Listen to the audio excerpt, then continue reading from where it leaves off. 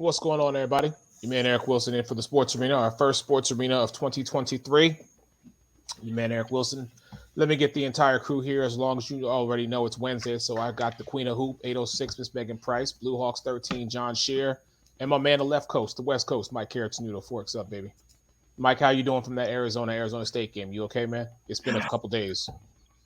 I mean, I appreciated you checking in on me, but I thought you were trying to like rub it in. I'm like, Nah, man, I've set. So I was I, seriously checking in, man. that's why I just wanted to clarify because I was there, man. I mean, I know. it was a That's crap, why. That's right? It why I was a asked. crap first half. I mean, I'll keep this short.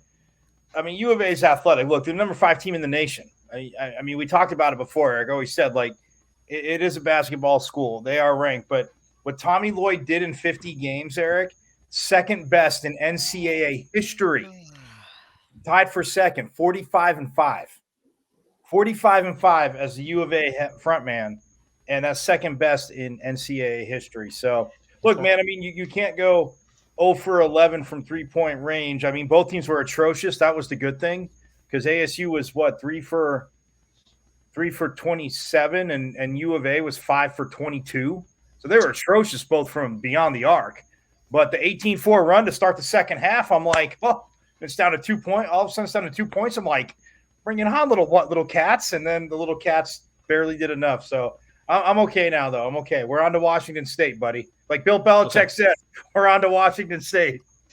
All right, fair enough. So, the conversation tonight is going to be pretty much what you've been hearing for the last 48 hours. But we have not had a chance collectively to speak about it. I know individually, it was discussed, but I definitely want us to have that conversation here tonight on the Sports Arena. As always, our prayers are for Damar Hamlin, the Buffalo Bills safety. So Megan, my Queen of Hoop, talk to me. Just I haven't seen or talked to you since last week. So right. What's going on? Well, I was Monday night. I was watching the game, and I really hadn't planned on watching like more than half of it. I was just gonna watch the first half, go to sleep because I gotta get up and be on the radio in the morning. And so I was like, well, I'll check it out because it was a big game. There's a lot of implications with the game. It's a game that's very important for seeding. And so I was like, man, I definitely got to watch this game, at least part of it. And this happened in the first quarter. It was just very shocking. For me personally, it's hard to watch because I have a family member that was paralyzed, is quadriplegic from playing football in high school. And so it was just kind of hard to watch for sure. But not to make things about me in any type of way. Just never seen that in my lifetime. In a professional game. Now, I know there are things that have happened on the high school levels and college levels. We have seen players in practice that have passed away. We've seen some basketball players have had heart attacks and died on the court. But this is the first time in an NFL game that I've seen this. And so it was shocking for sure. Definitely had some tears and just hope that he's okay. John, last night, you, Jake, JB, gracious enough to have me on Sideline Sports, the flagship show of the network, talking about this and actually having a cardiologist come on the show and provide, an explanation. Kind of, I won't say dumb it down for the rest of us, but kind of give us a look as to what happened and how this possibly may have come about. So if you could just, talk to our audience about it and just, your thoughts and feelings. Yeah, I mean, if you guys go back and watch a show from last night, he provided so much insight that, really none of us knew anything about. He talked about, everybody was excited, and rightfully so, about how Damar is down to 50% oxygen.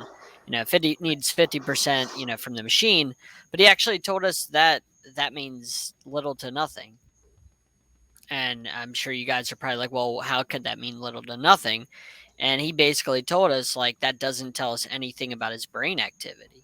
So that doesn't tell us anything about what's going on with his heart. It just says that, he needs less oxygen, which is obviously, it's a good thing. It's not a bad thing, but he said it's misleading. And it doesn't tell us anything, like he could have issues with the brain. He said it doesn't tell us anything long term. It tells us absolutely nothing when it comes to that. Just tells us right now. And that's something when you hear that, the news, the only good news that we got means absolutely nothing for his long term because it doesn't actually solve any of that puzzle. It tells you that we know absolutely nothing about where he's at and where he's going to be. And this is a very, very long road to recovery, not only in the short term, but in the long term too, for him as a person. Because him as a football player means absolutely nothing. It's all about him getting back to just being able to, be a person. Because the thing that the surgeon, because he had actually just got out of surgery, he literally just finished surgery, cleaned up, and went to a conference room and sat down and talked to us on Sideline Sports, which is crazy. He actually told us the other thing that nobody had mentioned is, there's been, him getting the oxygen tells us nothing about whether he can move his fingers yet or not, whether he can open his eyes or not, whether he can speak, whether he can remember things, whether he remembers what day it is or whatever it is. The news that we got, and again, it's not, like he said, it's not to be negative. It's just to kind of give you clarity on what it is it doesn't tell us anything yet, unfortunately, when it comes to just the simple things that we take for granted, like me doing this right now, moving my fingers. We don't know if he'll ever be able to do that. We hope that he will, but we have absolutely no idea. So it's just, there's a long road to go, and it's day one day at a time, one step at a time, and obviously he's the only thing that we care about right now. Like it's Wednesday right now. I haven't even thought about injury reports for the NFL, and we're 3 days away from two huge Saturday games and 4 days away from a huge slate of Sunday games. And I've thought nothing about, oh man, what did the first day of practice? Because Wednesday is the first day of practice for teams in a week, typically. I haven't thought about any of that yet because, you know what I mean? I feel like I'm still stuck in week 17. Yeah. Which is crazy. Yeah, it's actually, it's funny that you say that. It's like, the world kind of stood still. Mm-hmm. The NFL as a collective came together, and it seems like it's like a moment in time that just that minute, that second hasn't passed. Mike, you and I go back 15 years, bro, and we've bumped heads a lot, we've talked a lot, we've watched a lot of football. But this really kind of, it put life into perspective, man. So if there's anybody I definitely want to hear from, it's definitely going to be you. Yeah, almost kind of like what Megan was saying. It's not, people ask me like if I've ever seen anything like this. And, Eric, they're out covering the JUCOs throughout the years. High school, I've seen a few. I've been up in the booth and on the field for a few, like, not so great high school injuries and a few players that have been taken away by an ambulance, but they were talking. Working the sidelines. They don't let me too close, but you know me, I'm going to get close enough to at least, but you could hear them talking and go headed to the ambulance and follow them there, like more so precautionary. And I've seen guys roll their ankle the wrong way that were laying on the field. I've seen bad injuries. And like to Megan's point, like she's saying, no, when people ask me that, my answer was the same as hers. Like, well, it's not about me, but I thought about it. Like, the odds of this hit happening, like the way it did, like the John saying, talking to the cardiologist, and two of my cousins are doctors, neither one of them cardiologists, but obviously they understand like what, they're looking at, what's going on. And I swapped some messages with them, and, they're saying, like John saying, it's not even about dumbing it down. It's just, it's breaking medical terms into everyday terms, because we don't need the scientific. We care. It's important. I'm just saying I don't need a scientific word. Just tell me what's going on. But but when you talk about it looks like a normal hit. And a lot of the cardiologists, pretty much, every cardiologist has been on shows, and I haven't watched every single one, Eric, but I thought that was my first question. Like, what are the odds of just collapsing? Like to to have that happen and basically have your chest impacted and heart impacted, like between beats to skip it again, like it's just like that. I mean, when you hear that and knowing how close the medical teams were, and like you said, the last 48 hours they talked about that, and as much as all of us have issues with the NFL and stuff, but I've heard on more than one account, Eric, of in the preseason they have run-throughs of this, like walkthroughs, run-throughs, like where's this, like who's going to be here, what's your job, and like we all heard Monday night, like everybody has that meeting, like, oh hey, I'm Dr. Wilson, I'm Dr. Carrasquillo, I'm Dr. Shearer, I'm Dr. Price, like this is what we're doing, like this is like everybody knows. And so and I think back to and Megan, I thought of the Euro Cups last year, like I mean, right. Christian Eriksen's heart was literally stopped if his teammate didn't angle his head. Right. Yeah. When he all got there. I mean, Eric, it's just like so many people doing that. And you think like you don't want to think the worst. And I think Keyshawn Johnson said it the best, because it's hard not to. Like you just see something like we've never seen. We went through a pandemic that nobody, even our 100-year-old great grandparents or grandparents never saw. A pandemic like with COVID. You see this on a football field.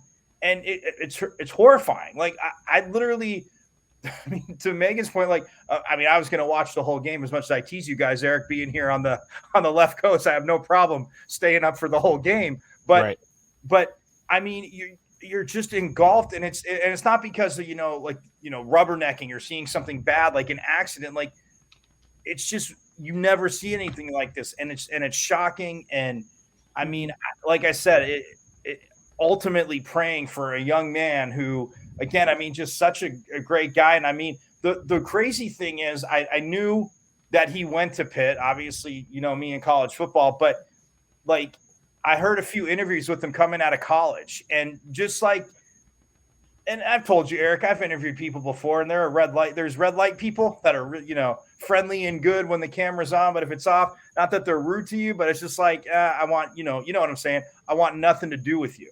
Yeah. And this young man just doesn't have that. And I mean, yeah, John's right. And a lot of the cardiologists, obviously you had it on, but I'll leave it on this. A lot of the cardiologists, I mean, and freaking out, like said, he has to be sedated because obviously, the tube's in to help him breathe. But that's the first thing they've all said. Like, when he starts coming through, and can they take him off? Can he move his fingers? Does he know, like everything John said, like, what day it is? He might not be able to tell you everything that happened, but what were you doing? Where were you last? Like, but you just want to start seeing movement from him. And, the fact that at least the news is getting, slowly, again, not as fast as probably he would like, his family obviously would love, and we would love, but at least he's going in the right direction. And it all goes back, Eric, to that medical staff on the field. I mean, I've seen trainers, like I said, at every level, I mean, sprint onto the field. And I know I've started when I said one of the players, and Eric was one of the first people I text the next day. I've never